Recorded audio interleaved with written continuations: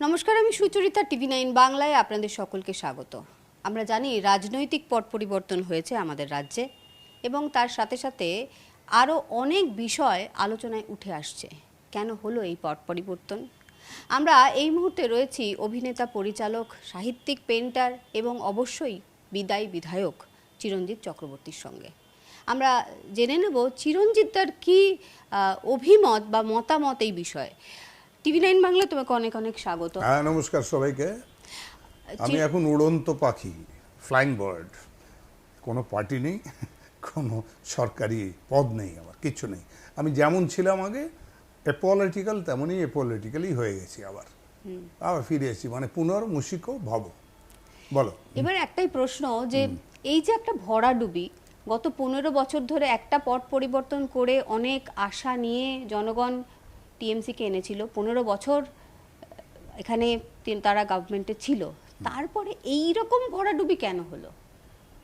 এরকমই হয় যখন 34 বছর থাকার পরে যখন সিপিএম বা তারা বামফ্রন্ট যখন ঠিক কনসলিডেট করতে পারেনি, তাদের জায়গাটা মজবুত করতে পারেনি, সেই জন্য 34 বছর বাদেও তারা 11তে এইভাবেই সরে গেছিল এবং সেটাও ডিজাস্টারাস একটা ব্যাপার। তবে এবার হয়েছে একটু বেশি, কারণ আমরা সেবার 200 সিট পাইনি, কিন্তু যেবার এসেছিলাম তৃণমূল এসেছিল। কিন্তু এখনও যেটা মনে হয় যে এই ধরনের যখন পরিবর্তন হয়, জনরোষ তৈরি হয় একটা কিছু, বা একটা কিছু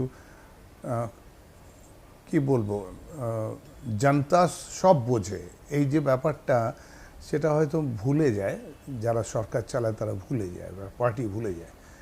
তাদের ভাবা উচিত যে সব দেখছে, কিন্তু যেমন মা সব জানেন তেমন জনতাও সব জানে, সব বোঝে। কিছু হিসেবে বোঝা যায় না অ্যাপারেন্টলি ভোটের আগে, যে সে সব হিসেব রেখেছে, তার কাছে খাতা আছে, টুক টুক নোট নেয়, নিয়ে খাতা ভর্তি করে, ভালো খারাপ সব লিখেছে।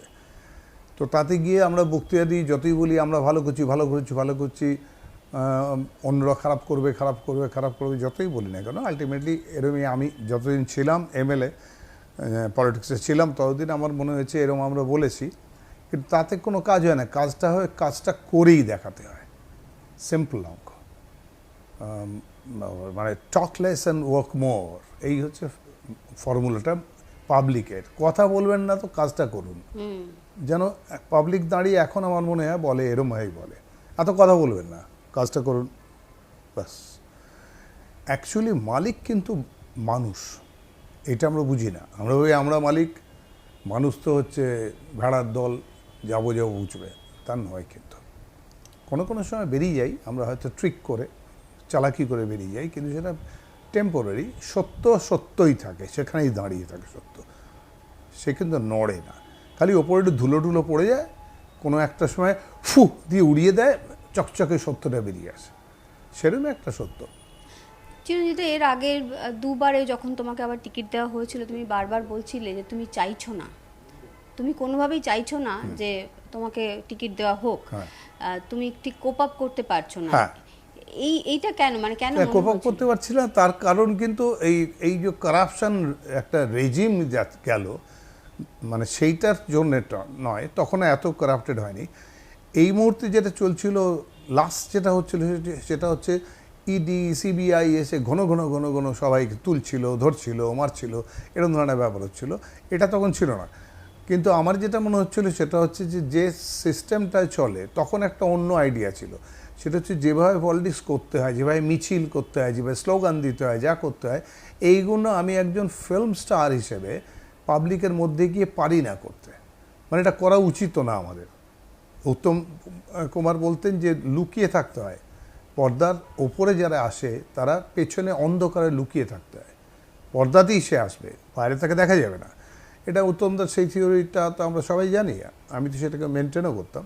কাজে আমি যদি ওভার এক্সপোজ করে দিই নিজেকে মানুষের মধ্যে গিয়ে, মানে ঘামে ঘাম মিশিয়ে ফেলি, তাদের সঙ্গে একসঙ্গে স্লোগান দিই, রাস্তায় ঘুরি, অমুক করি, ফুটপাতে বসে থাকি, রকে বসে থাকি, তাহলে ওটা হবে, হয়তো পলিটিক্সটা হবে, কিন্তু তাহলে সিনেমাটা আর হবে না।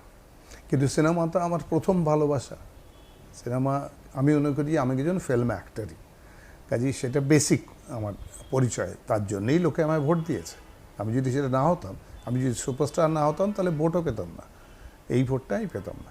তো এটা পেতে গেলে তাহলে আমাকে সেই ছেলেবেলা থেকে পলিটিক্স করে তৈরি করতে হতো, জমি তৈরি করতে হতো, সেটা আমার ছিল না। আমি তো এখানে হঠাৎ এসেছি, সেই কারণে আমার মনে হচ্ছিল যে এটা আমার জায়গা ঠিক নয়, মানে আমি কর্তব্য পালন করতে পারছি না। এটা হচ্ছে আমার ইনিশিয়াল চিন্তা ছিল। একজন পলিটিশিয়ানের যে যে কোয়ালিটি থাকা উচিত, যা যা করা উচিত, সেগুলো আমি আমার লিমিটেশনের জন্য পারছি না করতে। তো সেক্ষেত্রে আমার পলিটিক্সে থাকা উচিত না, আমার সরে যাওয়া উচিত, আরেকজনকে জায়গাটা ছেড়ে দেওয়া উচিত। এটা ইনিশিয়ালি ছিল, কিন্তু এই লাস্ট 5 বছরে আমার মনে হলো এছাড়াও একটা কারণ আছে। সেটা হচ্ছে একটা দুটো তিনটে সেই জমতে আরম্ভ করলো হিসেবে কিছু কিছু নেগেটিভিটি জমতে আরম্ভ করলো। মনে হলো আমরা যে আদর্শের মধ্যে এসেছিলাম, যেটা করতে চাইছিলাম, মানুষের পাশে দাঁড়িয়ে মানুষের অন্তত সততা, অন্তত কাটমানিয়ে না নেওয়া, অন্তত ভদ্রভাবে থাকা, মানুষের পাশে দাঁড়ানো, তাদের জন্যে ভাবা, যে ল্যাডের টাকাটা আমরা পাই এমএলএ হিসেবে, সেই টাকাটা 60 লাখ টাকার মতো আমরা পেতাম, সেটা মানুষের উপকারে, মানুষেরই টাকা, মানুষের উপকারে আবার ঠিক মতো ব্যয় করা, তা থেকে কোনো শেয়ার না নেওয়া, এই যে কাজগুলো, এইগুলো ঠিক হচ্ছিল না। তার এখানে সাথে ভুলভাল সাথে হচ্ছিল। পরপর আসছিল, পার্কস্ট্রিট এলো, কামদুনি এলো, তারপরে আরজি কর। ছাত্রদের সঙ্গে যে এলো, আরজি কর এলো, এই পরপর জায়গাগুলো তো কোনোটাতেই আমার মনে হচ্ছিল এর ভেতরে ঠিকমতো অ্যাড্রেস করা হচ্ছে না, মানুষকে ঠিকমতো সার্ভিস দেওয়া হচ্ছে না। যে সার্ভিসটা মানুষ জানে কি পাওয়া উচিত, লক্ষ লক্ষ মানুষ ভিড় করে রাত জেগে প্রমাণ করেছে যে তারা কি চায়, বলে দিয়েছিল, তারা কি চায় বলে দিয়েছিল, কিন্তু আমরা সেটাকে শুনলাম না। এইটাতে আমার মনে হচ্ছিল যে আই ওয়াজ ড্রিফটিং অ্যাপার্ট, মানে আমি এবার ঠিকই করে নিয়েছিলাম, বারবার অনুরোধ করেছি যে আমায় ছেড়ে দাও, আমি এটা পারবো না করতে, এটা আমার কাজ নয়, আমি এটার সঙ্গে মানাতে পারছি না নিজেকে আর। তো এই দুটো কারণে আমি আসলে সরে যাই। কিন্তু এরম নয় আমি তো নিজের থেকেই সরে গেলাম, বলেই সরে গেলাম, কিন্তু তার মানে এই নয় যে আমি সরে গেলাম সব বুঝে টুঝে যে এরম একটা ফল হবে, সেটা আপনি এটা আমি জানতাম না, এতটা জানতাম না। আমি এটা জানতাম যে এই কোনো এফেক্ট একটা পড়বেই, কোনো না কোনো দিন পড়বে, একটা অ্যান্টি ইনকামবেন্সি বলে, সেটা পড়বে একদিন। যে কোনো সরকারের ক্ষেত্রে পড়ে, তারা গ্র্যাজুয়ালি করাপ্টেড হয়, যে কোনো সরকার, তাদের গ্র্যাজুয়ালি ঔদ্ধত্য বাড়ে, অহংকার বাড়ে, সবগুলো আস্তে আস্তে আস্তে আস্তে বাড়তে থাকে। তার নিয়ম মানে না, যারা ভোট দিয়ে এনেছে তাদের কথা আর ভাবে না, তারা নিজের কথাই ভাবে। এগুলো হয়, যে কোনো ক্ষেত্রেই হয়, সব ক্ষেত্রেই হয়, সিপিএমের ক্ষেত্রেও হয়েছিল। সেই জায়গাটা আসছে এবং তার জন্য একটা বড় মেজর একটা ধাক্কা খাবে, এটা খাবে নিশ্চয়ই, এই সরকারটাও খাবে ধাক্কাটা ভোটে। কিন্তু এতটা ড্রাস্টিক কেন হলো, এটার এক্সপ্লেনেশন কিন্তু আমার কাছে নেই। আমি এতটা ড্রাস্টিকভাবে ভাবিও নি, কারণ আমরা প্রচুর কাজও করেছি, সেই কাজগুলোরও একটা ইম্প্যাক্ট আছে, এফেক্ট আছে। আমরা ভাতা দিয়েছি, প্রচুর মানুষের উপকার করেছি, বাড়ি বাড়ি গিয়ে আমরা পৌঁছে দিয়েছি, দুয়ারে সরকার করেছি, অনেক কিছু করেছি। বদনাম ছিল, নিশ্চয়ই লোকে খারাপ কথা বলতো হয়তো, কিন্তু আমরা ছিলাম সঙ্গে। তার একটা এফেক্ট পাওয়ার কথা, এইটা একটা। 2 নম্বর হচ্ছে প্রায় ধরো 23 লক্ষ থেকে 27 লক্ষ লোক ভোট দিতে পারলো না। এটা একটা অদ্ভুত ঘটনা ঘটলো। এটা কমিশন যদি আরও 2 মাস আগে থেকে শুরু করতো, তাহলে এতদিনে এইগুলো সব হয়ে যেত, এই সমস্ত কিছু। আপনার কি মনে হয় যে এবং তাতে হয়তো আরও অনেকে ভোট দিতে পারতো। তো ভোট দিতে পারলো না, এটা একটা বড় ক্ষতি হয়ে গেল ভোটের পক্ষে। এটা অন্যায়, এটা ঠিক নয়। কিছু লোককে বাদ দিয়ে খেলা যায় না, এরকম হয় না ব্যাপারটা। আপনার কি মনে হয় তাহলে এখানে কমিশনের একটা ভূমিকা রয়েছে? হ্যাঁ, একটা ভূমিকা আছে। কমিশন বা সরকার ডিসাইড করেছে, সরকার নিয়োগ করেছে কমিশনকে।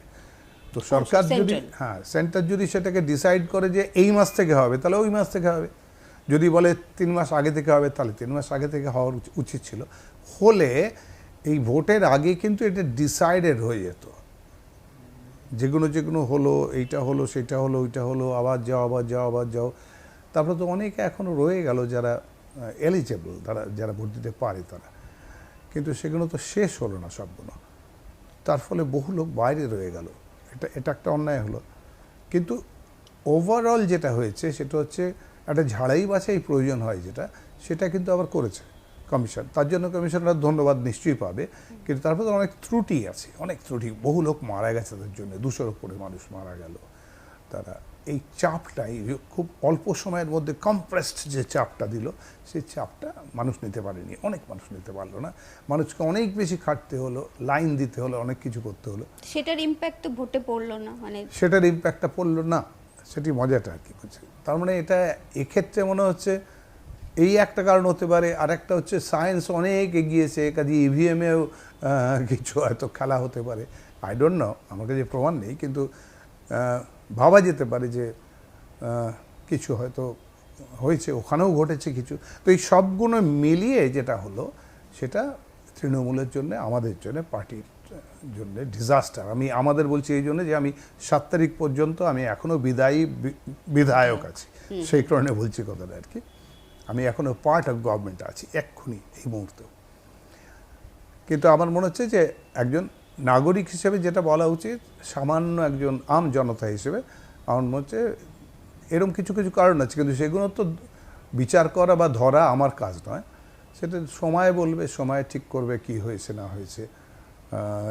যদি সেরকম কোনো প্রবলেম হয়ে থাকে, ইলেকট্রনিক্যালি প্রবলেম হয়ে থাকে, তাহলে সেটাও বেরোবে নিশ্চয়ই, তার থেকে রেজাল্ট বেরোতে পারে। আরজি করের ঘটনার পর আমরা দেখেছিলাম পুরো কলকাতা শহর গ্রাম সবাই রাস্তায় নেমে এসেছিল। বিদেশ এটা কি কোনোভাবে একটা তখনই একটা সিগন্যাল দিয়েছিল সাধারণ জনগণ যে এবার সামলে যান?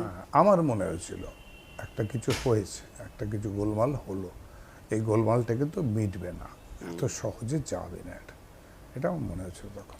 মুখ্যমন্ত্রী তো সবার কাছে খুব মানে সাধারণ মানুষের কাছে খুব খুব সোজাসাপটাভাবে পৌঁছে যেতেন, সেখানে দাঁড়িয়ে মানে যান এখনো পর্যন্ত, সেখানে দাঁড়িয়ে উনি এই বিষয়টা কেন অ্যাড্রেস করতে পারেন? সেটা জন্য আমি তো সেটাই বুঝতে পারিনি, যার জন্য তো আমি বলেছি আমি থাকতে পারছি না, আমায় যেতে হবে, এবার ছেড়ে দিন।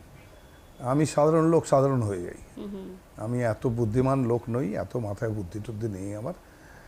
আমি শুধু এইটুকু জানি, আমি ছাড়তে জানি। আমার জীবনে এটা হচ্ছে একটা মন্ত্র যে আমি খুব লোভী নই আর ছাড়তে জানি, সেই জন্য ছাড়তে পারলাম। অনেক ছবি ছেড়ে দিই যেমন, সেরকম এটাও ছেড়ে দিলাম আর কি। তো আমি যেরকম থাকি তাতে আমি আই এম ভেরি হ্যাপি, আমি এরকমই থাকি। আর আমার ছবি আঁকা ফাঁকা আছে, অন্য কাজগুলো আছে, গান গাওয়া আছে, এসব আছে, সেই জন্য একটা চ্যানেলও শুরু করলাম, আমাকে দেখুন। তো সেই ইউটিউব চ্যানেলটাতে আমি যেন আমার কথা বা আমার মতো আমি কি কি করতে চাই সেগুলো সব ওখানেই করি, মানুষের জন্য, মানুষের সার্ভিসে এখনো আছি আমি, কিন্তু সেটা থ্রু এন্টারটেইনমেন্ট। এই এন্টারটেনমেন্ট প্রসঙ্গ যদি আসে তাহলে সেই টলিগঞ্জের কথা বলতে হয়, টলি পাড়ার কথা বলতে হয়। সেখানেও তো আমরা প্রথম থেকেই দেখছি যে নানান রকম সমস্যা, নানান রকম অ্যালিগেশন উঠে আসছে, ব্যান কালচার, যেটা নিয়ে আপনারাও সরব হয়েছেন। সেটাও তো একটা কারণ ছিল, এই যে রিজেকশন যেটা হলো, যদি হয়ে থাকে তাহলে টলি পাড়ার এটাও মানুষ তো জেনে গেছিল না। এখন তো মজার ব্যাপার না, সোশ্যাল মিডিয়াতে সব এসে যায়। সেই করতে করতেই এক্ষুনি সকালবেলা আমার বোম্বার সঙ্গে কথা হচ্ছিল, আমরা একসঙ্গে, আমাদের 10 তারিখ মিটিং আছে, সেই মিটিংটার সম্বন্ধে কথা বলছিলাম। বলতে গিয়ে যেটা আমরা কথা বলছিলাম সেটা হচ্ছে যে সবচেয়ে ইম্পর্টেন্ট হচ্ছে ওই মেঘটা হয়তো কেটে গেল, হয়তো যে মেঘটা একটা ছিল, পলিটিক্যাল প্রেশার যেটা ছিল, হয়তো সেটা কেটে গেল আপাতত, কিন্তু কেউ জানে না ভবিষ্যতে আবার কি হবে, মানে কোন গভর্নমেন্ট কখন টপল করবে, উই ডোন্ট নো, দেখা যাক কী হয়। কিন্তু আপাতত এরা তো আছেন, এরা থাকবেন, এদের কাছে বেশ কিছু আমাদের আবদার থাকবে, অনেক কিছু হয়নি, অনেক কিছু করা যায়নি, সেগুলো তারা করবেন। কিন্তু টলিগঞ্জের দিকে যেটা হচ্ছে, আমরা মিটিংয়ে অবশ্যই ঠিক করলাম আমরা আমাদের কাজ করে যাব, ওই প্রেশারটা বোধহয় আর থাকবে না, তাতে আমাদের সুবিধা হবে কাজ করতে, সব আর্টিস্টই বোধহয় কাজ করতে পারবে এবং ইকুয়ালি কাজ করতে পারবে। এবার যদি আবার এই যে গভর্নমেন্ট এলো, নতুন যে বিজেপি এলো, তারা যদি আবার একটা প্রেশার তৈরি করে, তাহলে আরেকটা প্রেশার হয়তো ভবিষ্যতে আসবে। কিন্তু আমরা চাইবো, যেমন বোম্বা বলেছে আমাকে দয়া করে কেউ গায়ে রং দেবেন না, মানে পলিটিক্যাল রং, আমি একই কথা বলছি, আমাকেও কেউ পলিটিক্যাল রং দেবেন না, আমি এখন রং মুক্ত, আমি চান ফান করে ধুয়ে নিয়েছি। তো সেই জন্য এখন থেকে আমাকে এরমই রাখুন। ইন্ডাস্ট্রিটা বড় কষ্টে আছে, ইন্ডাস্ট্রিটা তো আমার মা, আমি ওই করে আমি খাই পড়ি, সংসার চালাই, সব তো ওই ইন্ডাস্ট্রি থেকে, তো সবটাই ওখান থেকে। তো সেই মা কষ্ট পাচ্ছে, সেই জন্য তার মুমূর্ষু মাকে বাঁচানো আমাদের কর্তব্য। কাজে ইন্ডাস্ট্রিকে আমরা বাঁচাবো, এটা আমরা শপথ নিয়েছি। আমরা অনেকগুলো কাজ ঠিক করছি, কীভাবে ফিনান্স আনা যায় ইন্ডাস্ট্রিতে, কীভাবে সাধারণ এদের মেম্বারদের হেল্প করা যায়, সেই জন্য আমরা ডিফারেন্ট কোম্পানির সঙ্গে মেডিকেল কোম্পানির সঙ্গে কথা বলছি, নার্সিংহোমের সঙ্গে কথা বলছি, মেডিকেল সিস্টেম মেডিসিনের জন্য কথা বলছি, এবং সেটা মোটামুটি ফাইনালাইজ হচ্ছে। তারা আমাদের অর্ধেক টাকায় ক্যান্সারের ওষুধ দেবেন, অমুক তমুক, এগুলো সব ঠিক হচ্ছে। এই সার্ভিসগুলোই আমরা করব। আমরা কিছু ফান্ড তোলার জন্য হয়তো এগুলো সবই অরাজনৈতিক পুরোটা 100%। আমরা ওখানে হয়তো পুজোর সময় আমরা একটা প্রোগ্রাম করতে যাচ্ছি সব নতুন ছেলে মেয়েদের নিয়ে, আমরা পেছনে থাকবো, জ্যেষ্ঠরা পেছনে থাকবো, একটা বিরাট ফাংশন করে সেখান থেকে একটা হয়তো 10-15 লাখ টাকা তোলা যেতে পারে, সেটা ফান্ডে আসতে পারে, ফান্ডে আমার দরকার। সেখান থেকে আমরা আবার গরিবদের কে খেতে পাচ্ছে না, কোন আর্টিস্টের কাজ নেই অনেকদিন ধরে, তার টাকার অভাব হচ্ছে, দিতে পারবো না টাকা। উত্তম কুমারকে তার সেন্ট্রারি ইয়ার কাজে তার জন্য একটা আমরা ছবি বানাবো ঠিক করছি, সেটা নিয়েও কথা হচ্ছে। সবই বুম্বা মোস্টলি করছে, কুশল করছে, যে আসি আমরা শান্তি করছে, আমরা সবাই মিলেই করছি আর কি, বিদীপ্তা করছে আছে, সবাই মিলে করছি আমরা আর কি। দাদা, এই যে বারবার একটা বিষয় হয় না যে টলিগঞ্জ তো আপনারা যারা নিজেদের যে পরিচিতি সেটা আপনাদের নিজেদের গুণের জন্য, সাধারণ মানুষের ভালোবাসা থেকে এই জায়গাগুলো পেয়েছে, কিন্তু এই যে রাজনীতি চলে আসে এবং এসে নিয়ে এইভাবে কন্ট্রোল করে, সেখানে তখন আপনাদেরকে বলা হয় যে মানে আমরা তো এর মাঝখানে বহুবার শুনেছি যে এই তো এসছেন, মানে আজকে যদি আপনি গভর্নমেন্টের বিরুদ্ধে কোনো কথা বলেন, যে বিদায়ী গভর্নমেন্ট, তাতেও আপনাকে কথা বলবে, আবার যদি আগামী গভর্নমেন্টের নিয়েও কোনো কথা বলেন সেখানেও হয়তো সমালোচনা হবে। সেটা তো হবে, কারণ হচ্ছে যে এমনিতে মোটামুটি ভোট হিসেবে যদি ধরো, তাহলে ওরা যতই ভোট পাক না কেন, ধরো যদি 2.5 কোটি ভোট পেয়ে থাকে, তাহলেও 3.5 কোটি লোক যারা ভোট দেয়নি কিংবা অন্য পক্ষের, তারা তো আছে। তো সবটা নিয়েই তো আসলে ভোটার, মানে 6 কোটির ওপরে ভোটার, তো ফলে সবটা তো এরা পায়নি। তার মানে ভাগ তো হয়েছে। এরা যদি হেরে থাকে, যদি 2000 ভোটে, 700 ভোটে, 300 ভোটে কিংবা 91,000 ভোটে কোথাও তাহলেও তো বাকিটা তো এরা পেয়েছে। এটা গণতন্ত্র। তো সেই জন্যই এরা তো আছে, কাজে মতামত তো পক্ষেরই থাকবে, কেউ তো পুরো ক্লিন একদম একচ্ছত্র হতে পারে না। এই যে বিশ্বাস ব্রাদারকে নিয়ে বারবার সবাই অভিযোগ করছে, বারবার সকলে প্রত্যেকে বলছে, এবং ইন্ডাস্ট্রির ভেতরেও এর আগেও বহুবার হয়তো ক্যামেরার সামনে অনেকে বলেছে, আবার ক্যামেরার পিছনে অনেকে বলেছে, তারা বলতে পারেনি।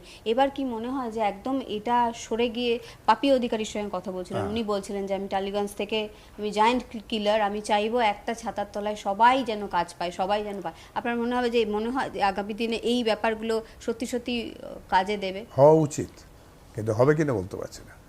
The political world is very, very interesting, very, কি বলবো আমি, intricate, খুব জটিল। সেই জন্যে সবটা আমি বুঝি না, কিন্তু এটুকু বুঝি যে এটা খুব জটিল। কাজে সেই জন্য এখনই বলতে পারছি না কী হবে। আগামী 5 বছর আমি খুব সুন্দর দেখছি। যেমন সমস্ত যে কোনো পার্টি বা গভর্নমেন্ট তৈরি হয়, তার প্রথম 5-10 বছরটা ভালোই যায়, তারা অনেক বেশি ডেডিকেটেড থাকে, তারপর আস্তে আস্তে পথ হারায়, পথভ্রষ্ট হয়। তো সেক্ষেত্রে এরা এখন আমার মনে হচ্ছে ভালো করে কাজ, এবং এদের কাছে অনেক আশায় রয়েছে, কারণ যে প্রবলেমগুলো, বড় বড় প্রবলেম রয়েছে, এই সব ছেলেগুলোকে ওরা চাকরি দেবে আশা করি, যারা ফুটপাতে বসেছিল একদিন, যেখানে অভয়ার যে প্রবলেমটা আছে সেটা সলভ হবে। তারপরে যদি এরকম যদি সব যে কাজগুলো যেখানে যেখানে আমাদের আটকে আছে, শুধুমাত্র এই ধরনের এই মানে ক্রিমিনাল কেসেস নয়, কিছু সিভিল কেসেস যেগুলো আরও অনেকগুলো আটকে আছে, যেগুলো অর্থের অভাব আছে, চাকরির অভাব আছে, তো সবই এরা সলভ করবে আমার ধারণা। করলে তো ভালোই, খুবই ভালো। সবসময় তো বলা হয় যে ডাবল ইঞ্জিন সরকার হলে সেখানে নাকি সব সুবিধে, সেটা বোধহয় পাবলিকও ফিল করেছে, হয়তো তাই ভোট দিয়েছে, যে এরা যেটা পাচ্ছে না করতে, একটা ইঞ্জিন, সিঙ্গেল ইঞ্জিন সরকার, হয়তো ডবল ইঞ্জিন এলে হয়তো ওখান থেকে হেল্প আসবে, সেই জন্য হয়তো এরা পারবে করতে। যেহেতু বারবার ছুটে আসছেন স্বরাষ্ট্রমন্ত্রী এবং প্রাইম মিনিস্টার, তাতে মনে হচ্ছে ওনারা দেখবেন বলেই আসছেন, খবর নিচ্ছেন আমাদের।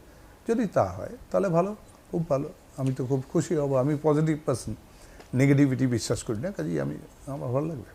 চিরঞ্জিতদা, আপনি একটু আগেই বলছিলেন যে আপনি ছাড়তে জানেন, সত্যি আমরা আপনাকে ইন্ডাস্ট্রিতে সেরকমই দেখেছি যে খুব বেশি মানে আপনি যখন হেঁটে যান তখন হয়তো সবাই অবাক হয়ে তাকিয়ে থাকে যে তারকাকে দেখতে পাচ্ছি, কিন্তু আপনার সেই 4টে বডিগার্ড বা সেরকম কিছু না, আপনি খুব সাধারণভাবে এই বাড়িতেই বোধহয় আমি গত 20 বছর ধরে হ্যাঁ, আসছি 30 বছর আছি আমি। হ্যাঁ 30 বছর ধরে আছেন। তো সেখানে দাঁড়িয়ে আমরা গতকালকে দেখতে পেলাম যে বিদায়ী মুখ্যমন্ত্রী তিনি কিন্তু বললেন যে তিনি হারেননি, মানে তিনি রিজাইন করবেন না।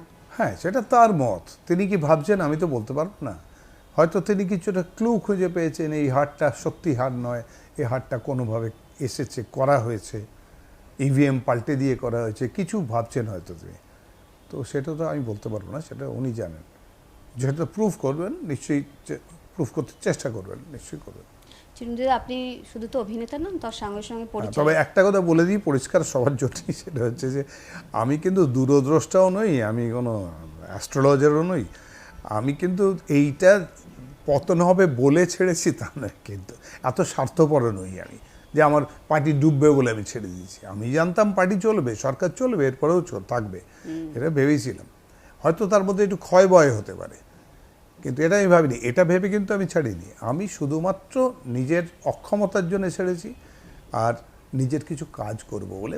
অনেক বয়স হয়েছে, আর কতদিন আছি, সেই জন্য তার মধ্যে নিজের কিছু কাজ করতে চাই। ছবি টবি আঁকতে চাই, গল্প লিখতে চাই, গান গাইতে চাই, এইসব করতে চাই। একটু বেড়াতে চাই বেশি, মেয়ের কাছে গিয়ে আমেরিকায় থাকতে চাই বেশি বেশি দিন, এইগুলো চাইছি। সেই জন্যে বেসিক্যালি সেই জন্য ছেড়েছি আমি। আর চিরঞ্জিত, আমি যেটা আবার যে প্রশ্নটা করতে চাইছিলাম যে আপনি তো একজন টেকনিশিয়ানও বটে, কারণ আপনি পরিচালক। তাই এই যে গিল্ড রয়েছে সেখানে আপনার কি মনে হয় যে এখন কি, যেমন আমরা ইম্পাতে দেখছিলাম গতকালকে যে একটা খুব ধুন্ধুমার কাণ্ড হচ্ছিল, যারা বিজেপি মানে যারা এরা কিন্তু করছিল। খুবই বারণ করছে। মানে আমি বলছি, আমি এরা প্রত্যেকটা নেতা, বিজেপির প্রত্যেক নেতা, শ্রমিক বা এরা সবাই মিলে, শুভেন্দু, এরা সবাই কিন্তু খুবই বারণ করছে, দেবজিৎ এরা, যে এইগুলো একদম করো না, এটা আমাদের পথ নয়।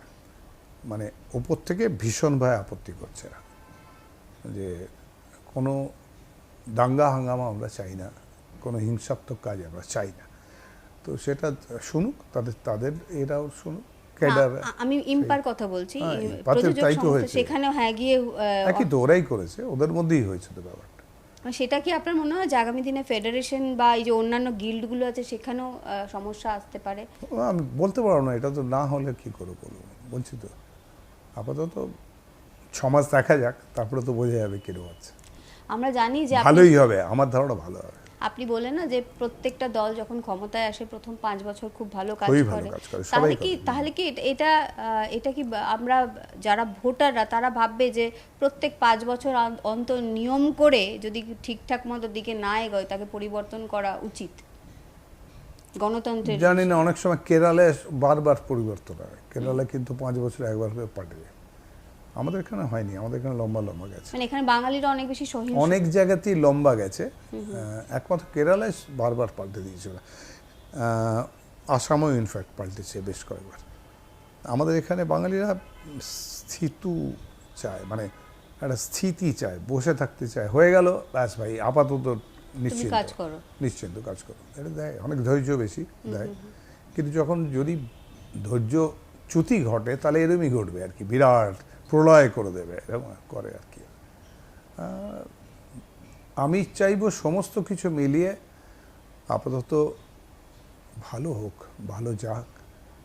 মানে পাপিয়া এসছে, রুদ্র এসছে, এরা সবাই মিলে, রূপা এসছে, এরা সবাই মিলে একটা নিরপেক্ষ একটা আর্টিস্ট ফোরাম চলুক, সেটা আমি চাইবো।